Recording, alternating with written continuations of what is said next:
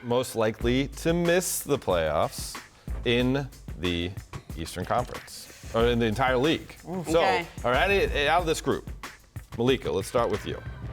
Who would you pick out of this group to overachieve and make the playoffs? I'm going to go with the Thunder here. I mean, I think that they could rise from the ashes like a phoenix here, right? I think that they still have some pieces there. I think that if Chris Paul stays, especially, then we're talking about a completely different team potentially. And they've been there. They have that experience. I like them as being an overachiever. I think people are going to sleep on them with their big departures of Russ and Paul George. I actually like the Thunder too, because I think Chris does play for them, and I think he's going to be good this year. I have a little inside information. He's changed his diet up. He's in really good shape.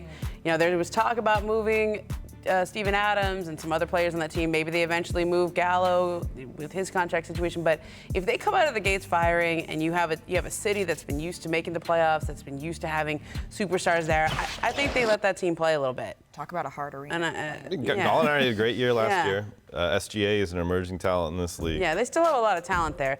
Okay, I'm crazy. I can't even believe I'm going to say this. I kind of think the Hornets might be pretty good. Like, I know. I think Bridges takes a step forward. Okay, I think Rozier steps right into that role. I like what they did there. And like, nobody is picking them, okay? Probably for a reason. In the East. It's in the East. Okay.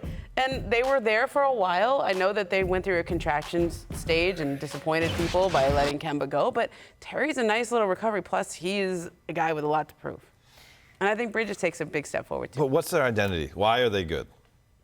I just don't. I can't see it yet. I mean, I can't see it. What's their identity? In their why are they good? I have a little bit of, I have something to say about a different team that I actually kind of came away from Summer League liking a little bit, and that's the Knicks. I really like Mitchell Robinson. I really like some of the pieces that they have. And if you take away the veil of the fact that they just failed in a lot of people's eyes to get two of the really big players, they have a nice young team. And under the cloud of, oh yeah, you missed out on Kyrie and Kevin Durant, then, you know, that's sort of a wet blanket. But if you were to remove that and just look at what they've built and not the fact that they've been losing for a very long time, I actually came away liking watching Kevin Knox play in Summer League. And I know Summer League is different, but they had a couple of things that I was like, They went for depth. They went for depth and they went for experience. I mean, Julius Randle, but then guys like adding Taj Gibson to that locker room. Like you can talk me into some of those signings. You can talk me into some of that. I'm not saying as a high-seeded playoff team or even a playoff team period. I just think their expectations might be the bottom of the barrel, and they might be a step higher than an entertaining bottom of the barrel, if you will. Bobby Portis says they're going to make the playoffs.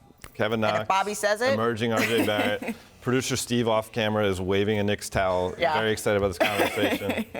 We shall see. Dave is trying to sell it. Nope.